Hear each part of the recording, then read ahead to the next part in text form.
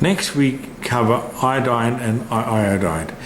Iodine and iodide is absolutely essential to make the thyroid function. It converts T4 into T3 and frees it up for intercellular use.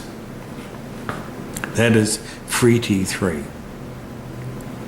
Iodide out of the food sources is the only thing that can do this. It is also the major thing for preventing breast cancer, breast lumps, ovarian cysts, and uterine fibroids, and prostrate in men. So iodide is very, very important. You got to make sure that they have enough iodide, because if you give them medication, you got to make sure that the thyroid is working. Okay, so if they've had fibrocystic breast or breast lumps or lumps, you put a score in. Next, you look at their neck. These are the two bands around the neck that go from ear to ear, around the neck. And it's not age related, and you can see them going around. And then you can rate those on 1, 2, or 3.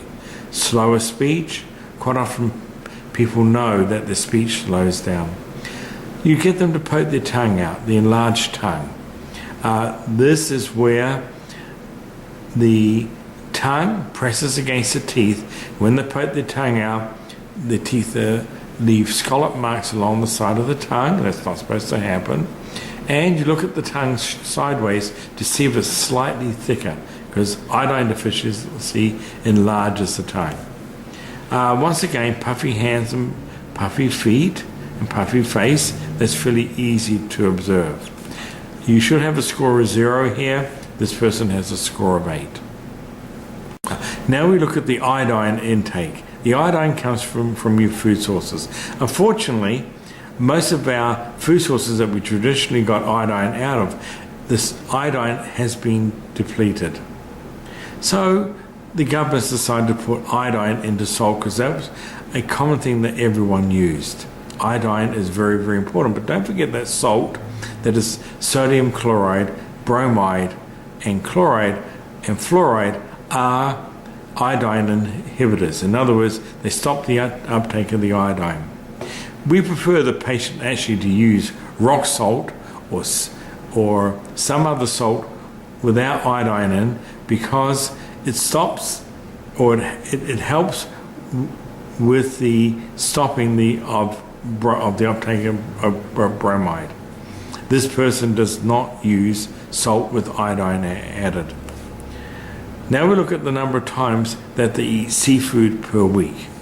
And here we see that salmon, tilapia, trout, and freshwater fish do not count.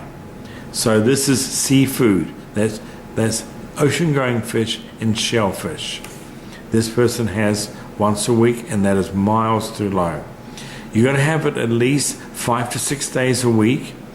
And this is based on the Japanese studies. The average iodine intake was about 13.3 milligrams per day.